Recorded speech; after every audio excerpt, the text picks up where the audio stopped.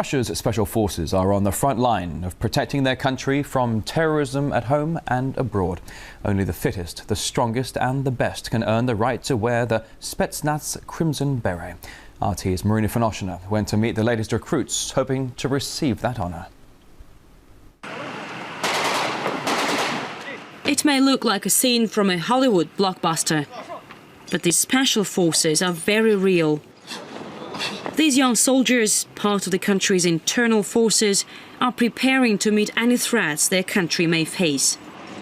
The history of special units, or Specnaz, in the Russian army goes back centuries. The tactics and techniques have evolved depending on the key challenges of the time, but these guys have always been the elite. And in the 21st century, they are on the front line of the fight against terror. A siege, a hostage-taking.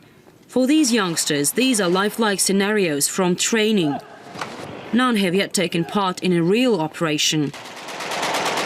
Day by day, they learn how to act effectively face-to-face with an enemy. It is exhausting, both physically and mentally.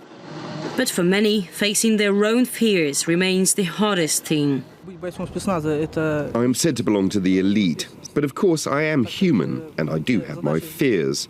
To cope with them is every soldier's #1 most challenging task. Lieutenant Colonel Andrei Furayev is here to help the young boys deal with that.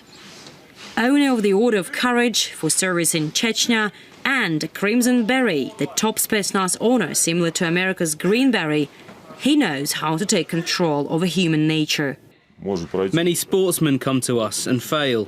Only 20% manage to prove they deserve it, as a true Specnaz soldier is a fusion of physical endurance and, what may be even more important, emotional maturity. Countering terrorism is a Specnaz speciality, but they could be sent to any kind of emergency if it threatens the country's security. In mid-December, when the Russian capital was hit by a wave of violent nationalist riots, Specnaz soldiers were on standby, close by. Some may say that's no job for special forces, but for the police. We don't agree. There is the order and we have to carry it out as well as we can. That's it.